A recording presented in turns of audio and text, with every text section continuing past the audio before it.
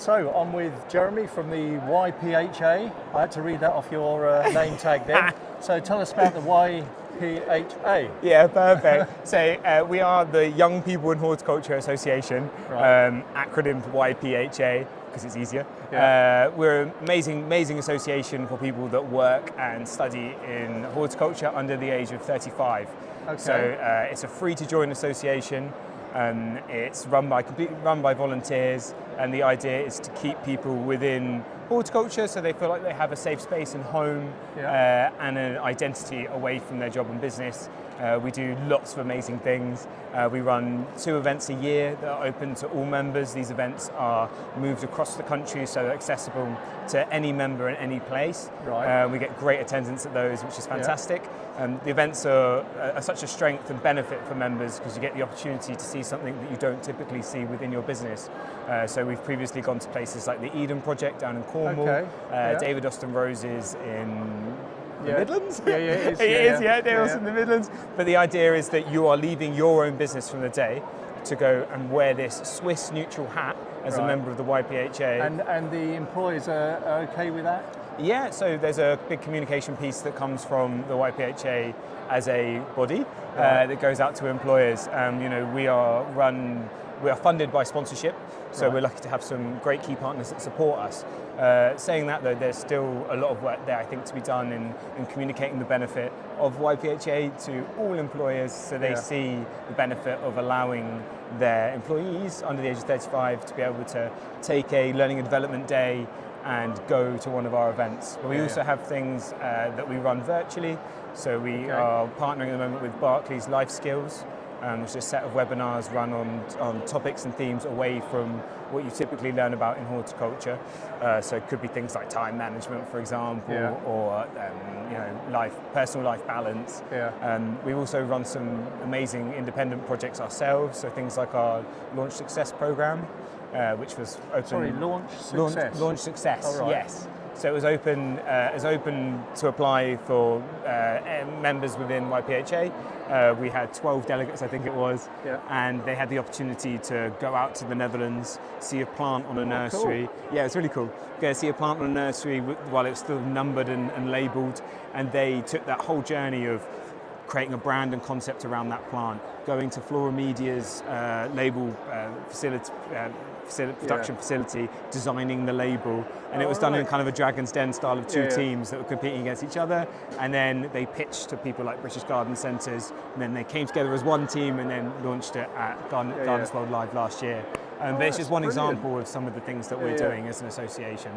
Oh, that's great. I mean, do you feel that young people need a boost to try and get into the industry or look for jobs in the industry? I think that is most definitely a case.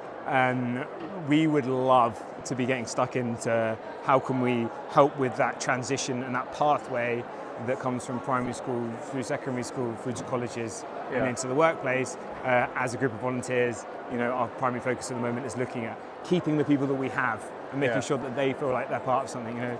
My example, I come from the charity sector. I worked at the RSPCA. I just happened to know someone that ran a really lovely nursery down the South Coast. They invited me for a walk around the nursery and then said, "Do you run the marketing department?" I said, "Yes." Thankfully, I met the YPHA lot the year afterwards at an event that they were running.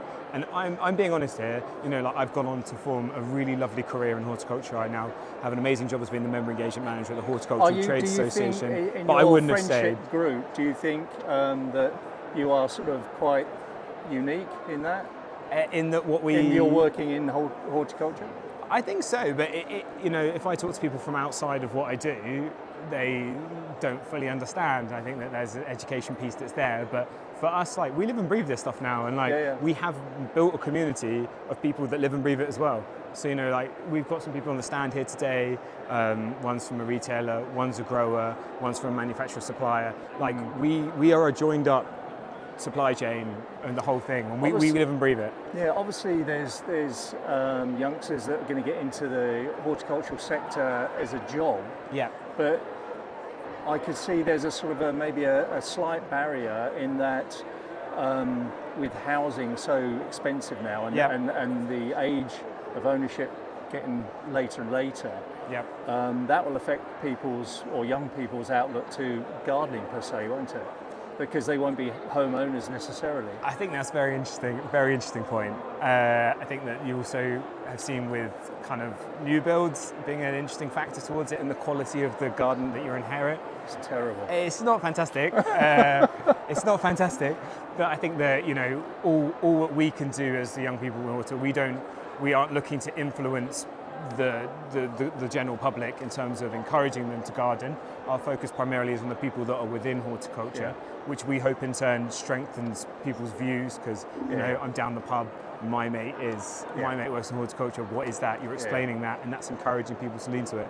But equally, I think that we are seeing that obviously young people, the fact that you aren't getting access to being a homeowner younger, but it's interesting you see the rise in allotments that are owned by younger people. Yes, definitely. I was speaking to someone just this morning about that they don't have a garden, they live in a flat, but they've got an allotment last year, and they're really looking forward to this weather that's just turned and what they can do and achieve. I think that it's almost like people great, it's not great that there's the barrier of not being a homeowner, but there's other opportunities out there like gardening clubs. If the passion's there, you're going to do it.